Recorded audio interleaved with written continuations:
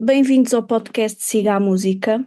Hoje tenho comigo Kátia Montes, uma mulher cigana e licenciada em Educação Social. Bem-vinda, Kátia.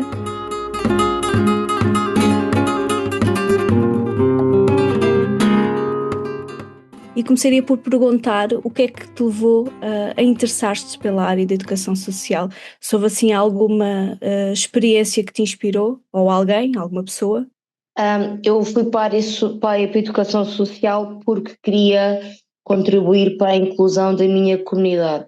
Eu, na realidade, em pequenina menina, sonhava ser professora, não me foi possível. À medida que depois cresci, quando entrei na universidade, o curso de professora não havia em pós-laboral e eu só podia tirar em pós-laboral. E então optei pela educação social, que acaba também por educar a sociedade, e como é na área social, juntava aqui a parte de querer contribuir de alguma forma para a inclusão da minha comunidade na sociedade. E o facto de seres cigana, não é? Influenciou a forma como foste recebida ou olhada, ou isso não teve qualquer influência no teu percurso académico? Logo quando entrei, ninguém sabia que eu era cigana, a minha turma não sabia, não esperava ter uma pessoa ah, cigana que fosse de pai e mãe e que viesse que vivesse na comunidade e na cultura, na universidade, porque são locais onde não são, quando não é habitual ver pessoas ciganas, então ninguém pensava que eu era cigana. Numa vez, numa discussão de turma, a tratar da aula de Sociologia, salvo erro, se não me engano, a tratar de assuntos da sociedade, eu então digo que sou cigana, e há assim um espanto e ficam a olhar para mim tipo, como assim tu és cigana? Como? Também me lembro de uma vez na aula de educação de adultos, ia-se falar sobre várias comunidades, e o professor perguntou o que é ser cigano. E cada colega foi dizendo, e quando o professor chegou à minha vez, eu disse: ser cigano é ser eu. E o professor fez assim uma cara um bocado estranha, como quem diz: esta está-se a armar, esta está a querer achar-se mais que os outros. E depois no fim da aula puxa conversa e puxa conversa, e o professor percebe que eu realmente sou cigana. E depois foi quando os meus colegas já sabiam e disseram: pois, mas ela disse que ser cigana é ser ela, porque ela realmente é. Então no início houve assim algum espanto, mas eu sou de curso social, sou de educação social, era estranho, quer dizer, apesar de haver pessoas que estão na área social que têm complexos e têm discriminação, mas a minha turma não me senti discriminada, senti que houve um espanto, um não estarem à espera, e a seguir fui bem recebida, como deverá ser num curso de social, de educação social, mas eu tive uma boa turma e tive bons professores também. O teu percurso académico, ele teve o apoio da família ou foi uma coisa que tu tiveste que afirmar de alguma forma? Como é que a tua família reagiu em relação a isso? Tive pessoas a favor, tive pessoas contra. Eu na realidade já entrei através dos maiores de 23, eu já tinha mais de 25 anos, salvo erro, quando voltei a estudar. Eu já tinha a minha vida feita, pronto, não tinha propriamente 18 anos à espera que o meu pai e a minha mãe concordasse com alguma coisa, porque eu já trabalhava, já vivia fora da casa dos meus pais. Mas, no entanto, claro que sim, conversei com eles e disse: olha, eu vou para a universidade. Lembro-me da minha mãe ter medo que eu fosse esquecer as minhas origens, ou perder aqui a essência do que é ser cigano. As minhas irmãs apoiaram, o meu pai ficou na dúvida, mas a minha mãe também tinha receio de que eu fosse batalhar muito, e depois no fim que conseguisse o curso, mas depois não conseguisse trabalho. Então o medo do meu pai era que eu saísse do sítio onde eu estava a trabalhar, porque eu na altura trabalhava no supermercado. Então o medo dele era: então, mas tu vais sair do supermercado, vais perder o teu trabalho, e depois, porque ele tinha aquele receio que depois de ter o curso que eu não conseguisse entrar na área. Os primeiros tempos não foi assim tão fácil, porque eles estavam ainda na dúvida, ou porque tinham medo que eu deixasse de ser cigana, ou que ficasse, que perdesse alguma essência minha. E eu disse à minha mãe: olha, vais ter que esperar, porque não há nada que eu possa fazer para te provar que não sou, a não ser o tempo. E quando eu terminei os momentos mais emotivos que eu tenho da minha vida, é desse. Aqui no Algarve é a bênção das pastas. Reúne-se os cursos todos e quem chega ao fim depois participa naquela cerimónia. E eu, quando cheguei lá e sabia que a minha família estava toda lá a algures, não os conseguia ver porque aquilo tem centenas e centenas de pessoas, mas sabia que eles estavam lá a me ver no desfile. Foi uma sensação muito, muito gratificante. Alcancei um objetivo e tive o apoio deles no final. E o que é que te levou a voltares a estudar tão mais tarde? Porque, pronto, como tu disseste, já tinhas uma vida feita, não é? Um trabalho estável. O que é que te levou a te pensares assim, eu tenho que voltar a estudar, e foste aos 25, não é? O que é que te levou a isso? Qual foi a necessidade que tu sentiste? Eu sempre quis voltar a estudar. Sempre tive aquela vontade, tal como já tinha dito, eu queria ser professora. Só que depois a vida foi passando e foi seguindo o seu rumo. Mas na altura depois acabei por ter uma discussão com o meu chefe na altura e eu senti que foi injusto. E então pensei mesmo para mim, eu tenho que fazer alguma coisa por mim que me permita ter um trabalho melhor, não que eu tivesse algum problema em trabalhar no supermercado. Foi um tempo que trabalhei muito bem lá, mas queria uma hipótese. Na realidade eu queria tirar o curso superior, também nem sabia se realmente conseguia entrar na área, era só mesmo para ter mais oportunidade, para poder concorrer a uma administração, ou pronto, para ter um nível superior de educação e ter portas mais abertas. Mas foi foi porque eu tive uma grande discussão com um chefe meu, algo que aconteceu que eu achei muito injusto da parte dele, e então pensei mesmo em fazer algo por mim, para não ter que passar novamente por aquela situação. Foi a revolta que me motivou. Foi basicamente, vou mostrar que sou capaz e que estás enganado. Mal sabia eu que a vida é sempre injusta e que situações assim, com licenciatura ou sem licenciatura, passa sempre. Vão sempre acontecer, é verdade. Não é a licenciatura que nos livra de certas coisas. Tu cresceste no Algarve. Na altura da tua adolescência, quando tu deixaste a escola com que idade? Eu deixei a escola dos 15 para os 16, ainda fiz o 9º ano de ensino regular, nunca chumbei, mas quando cheguei ali dos 15 para os 16 foi necessário terminar a escola. Depois ajudei a minha família em casa, situações monetárias e pronto, e também porque era menina e tinha que ajudar em casa. E sentias, não sei se tu te recordas disso ou se tens essas sensações, sentias que tinhas obstáculos assim bastante desafiantes ao longo da tua vida, principalmente na tua adolescência, e que o facto de viveres no Algarve, portanto a nível territorial, também influenciou certas decisões? Não, porque eu não tinha essa noção de dificuldades territoriais do país. As dificuldades que eu sentia eram as do dia a dia, a pessoa ter menos condições monetárias, vir de uma família mais humilde, termos também algumas questões culturais. Eram mais essas as dificuldades que eu sentia, se calhar alguma discriminação. Lembras-te de algum episódio assim de discriminação que te tenha marcado? Eu, quando era mais nova, não exatamente. Sei que lembro-me que havia na escola os rapazes que usavam comigo, que me chamavam cigana, que houve alturas em que não queriam brincar comigo, ou que me puxavam os cabelos, ou algo assim, mas eu sempre tive uma personalidade muito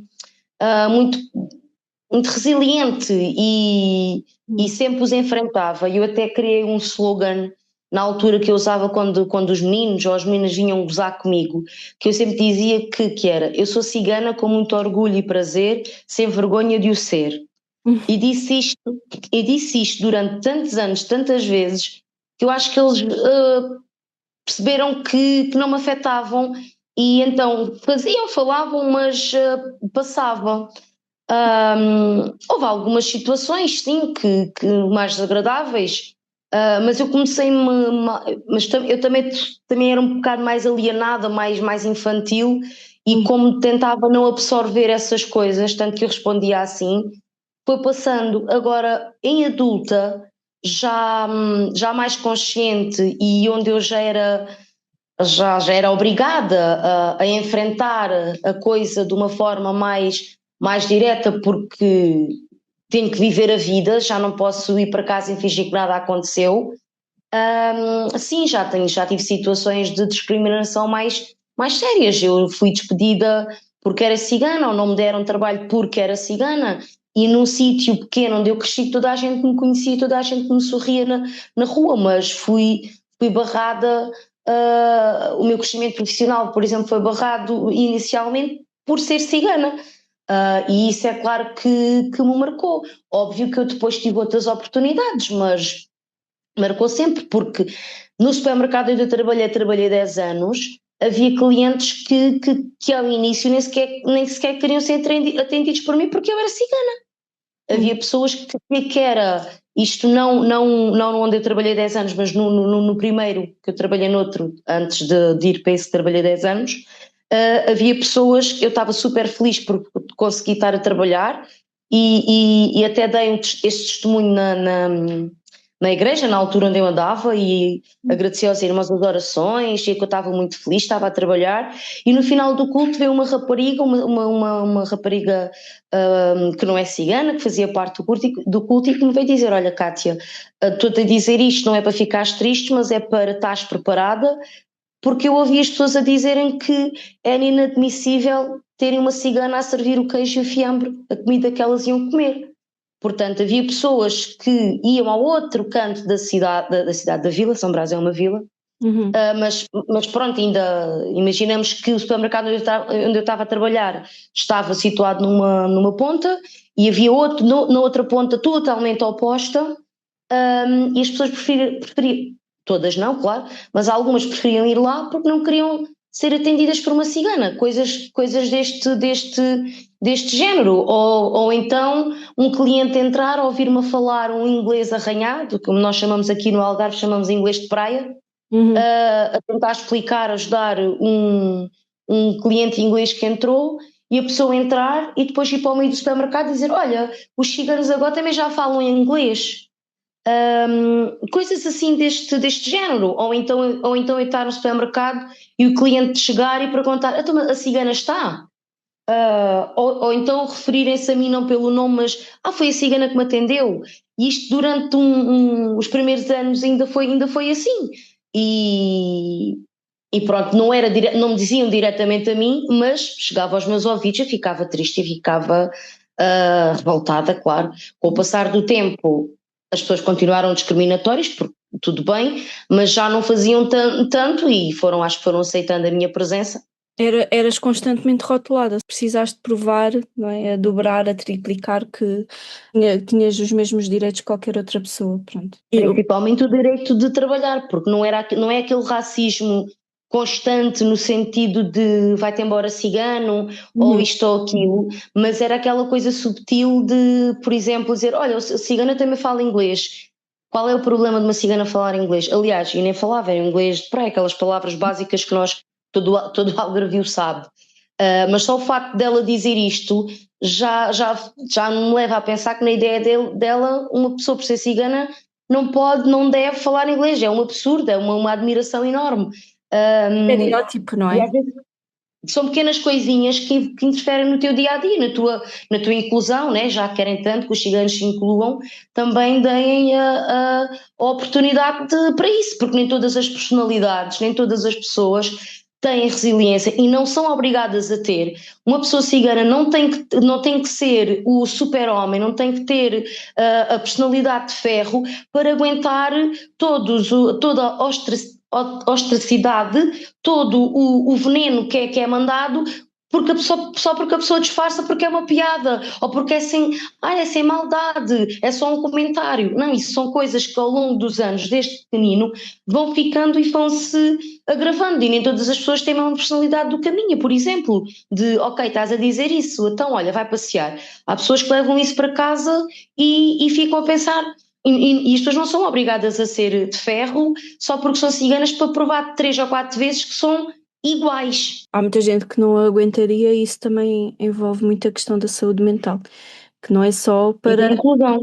pessoas, é para toda a gente, exatamente, e a verdadeira inclusão que depois acaba por não acontecer, a não ser que sejam como tu, que fica ali a bater o pé até realmente conseguir a longo prazo ser aceito, não é, pela comunidade. Durante o teu percurso também iniciaste ali como bombeira voluntária, certo? Como é que foi essa tua experiência e porquê é que o fizeste? Quando fui estudar, eu já era bombeira voluntária, não Foi sei, já está um antes. ano ou dois. Uhum. Eu fui para o bombeiro, o meu pai já tinha sido há muitos anos atrás, e eu estava a passar por uma situação da minha vida em que eu estava muito sozinha e estava a passar um mau bocado na minha vida, mas queria preencher a minha cabeça e um certo vazio com alguma coisa, mas alguma coisa útil. E Uhum. então passou-me pela cabeça de por que não tentar ultrapassar esta má fase, contribuindo para a sociedade de alguma forma positiva. Então foi aí que eu procurei os bombeiros e percebi que podia ser voluntária. Uhum. E então inscrevi-me e fui durante uns 10 anos ainda. Neste momento não estou no ativo, porque sou mãe e conjugar com tudo não é fácil, mas ainda fui mais ou menos 10 anos. É engraçado porque o teu pai já foi, não é? Tu depois também tornaste-te. E pronto, de certeza que vivias assim num sítio relativamente pequeno onde as pessoas se conhecem, como disseste há pouco, não é? As pessoas conheciam-te. E ainda assim sofreste com isso, mesmo depois disso tudo, quando foste para a faculdade e nos teus trabalhos, ainda assim sofreste com preconceito. Portanto, não interessa se a pessoa se calhar conhece-te há bastante tempo, que vai ter sempre ali alguma coisinha a apontar. Há sempre pessoas que apontam o dedo. Tu podes ser o primeiro-ministro, mas há sempre pessoas que, pelo fato de seres cigano, vão sempre dizer alguma coisa. Na questão da área social, trabalhas também com a comunidade cigana? Neste momento, sim, estou a trabalhar com a comunidade cigana, mas já tive trabalhos onde não era com a comunidade cigana. Já trabalhei com população idosa, sem abrigos, a população carenciada no geral. Neste momento, estou a trabalhar para o combate do absentismo nas crianças e jovens de ciganas aqui de Faro. Como é que tem sido esse trabalho? Quais é que têm sido os maiores desafios para ti? Tem sido muito difícil para mim encarar a realidade no sentido de ver que o nosso sistema está muito longe, o sistema educativo está muito longe de ser um sistema com capacidade para incluir crianças ou para se preocupar com o verdadeiro sucesso delas. Uhum. Falo de crianças que tenham qualquer tipo de dificuldade ou pobreza.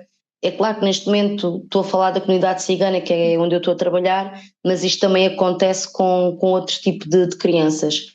E a comunidade e o sistema educativo está cada vez a segregar mais no sentido de há muitas medidas de apoio, mas não funcionam. Tu tens que ir à escola, não podes faltar, ou seja, tu tens acesso, Uhum. mas não tens sucesso. O que é que tu achas que podia ser feito, se pudesses fazê-lo, o que é que tu achas que podia ser feito para que isso melhorasse?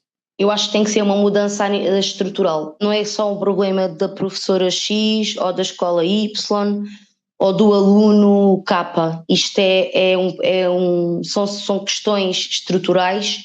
Os professores têm que ter condições. Eu compreendo que seja difícil uma professora com já 20 e tal ou 30 anos de experiências, esgotada também, com todas as suas situações, ter mais de 25 ou 26 alunos dentro de uma sala de aulas, Uhum. cada uma com um nível diferente. Eu compreendo que não seja fácil. No entanto, é necessário encontrar soluções e as medidas existem, medidas de apoio, medidas seletivas, tudo e mais alguma coisa, mas o fato é que não está a ter aquele sucesso que deveria ter, pelo menos nas crenças com que eu estou agora a trabalhar. Ainda temos muita questão do absentismo, isso também tem que ser trabalhado de uma forma mais intensa, não só pela escola, porque a escola também não tem como os ir buscar a casa, mas há outras formas, há outros atores sociais que poderiam fazer esse trabalho. Então eu acho que a reforma tem que ser estrutural, tem que ser a nível políticas públicas, principalmente para a educação, que tragam para o contexto escolar, se calhar, outros profissionais. É necessário mais psicólogos dentro de uma sala, dentro de uma escola. Haver um psicólogo ou dois para 500 crianças é um absurdo. Não haver terapeutas da fala, não haver professores de educação especial suficiente, professores realmente formados e com interesse naquilo que está a fazer. Portanto, antes de se apontar só o dedo que certas crianças ou da comunidade cigana ou de comunidades mais desfavorecidas não querem aprender, deveria-se também olhar para como é que o sistema está e qual é a capacidade que o sistema tem para dar resposta a estas situações, porque basta simplesmente rotular uma criança com a questão de hiperatividade ou de distúrbios de aprendizagem e não sei quê, fica naquele canto de ok, precisa de intervenção, de apoio especial, mas depois o apoio especial não é efetivo. Ou não se consegue chegar àquela criança e é mais uma e depois mais outra e depois mais outra e nunca têm sucesso. Sentes que cada vez há mais crianças com necessidades especiais? Aquilo da minha experiência pessoal, não só do trabalho, mas de terreno, porque eu também sou ativista, e do contato que eu estou a ter agora, nós temos duas situações. Nós temos crianças que realmente têm questões de aprendizagem e que necessitavam muito das medidas implementadas, mas depois nós temos crianças simplesmente que estão desmotivadas. Pois deviam ser mais acompanhadas. Tu também és mãe, tens filhos, não é? O que é que tu procuras transmitir aos teus filhos sobre questões de educação, identidade e para o futuro? Questões de identidade, eles sabem que são pessoas ciganas, que não têm que ter vergonha daquilo que são, têm que lutar para conseguir o seu lugar. Espero que na altura deles não seja tão difícil quanto foi para mim, das várias situações, tanto na sociedade como a nível monetário. Espero também conseguir apoiar mais os meus filhos, porque meus pais a mim não me conseguiram apoiar. E a nível de futuro de educação, é claro que eu quero o melhor para eles, a minha filha sabe disso, ela esforça-se para estudar, o outro ainda é muito pequenino, mas da minha parte terão todo o apoio e serem aquilo que eles quiserem. Mas claro que incuto sempre a necessidade da educação. E como é que vês hoje em dia o papel das mulheres ciganas na sociedade? O agora e também perspectivas para o futuro?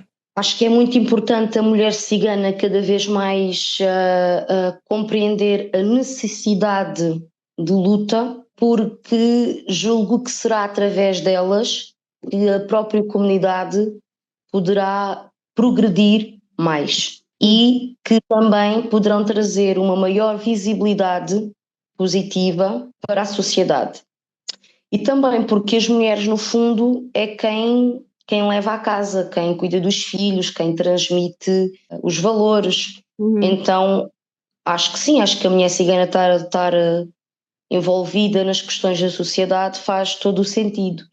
Porém, também não podemos exigir tudo e mais alguma coisa da mulher cigana quando ela também não tem ferramentas ou quando ela está preocupada se o filho tem comida para comer. Sim, quando não temos necessidades básicas supridas, fica complicado tudo o resto, não é? Sim.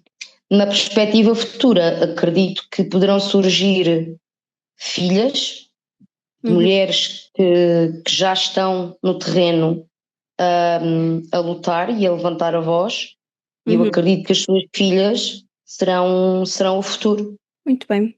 Obrigada, Kátia, pela tua disponibilidade. Até ao próximo episódio.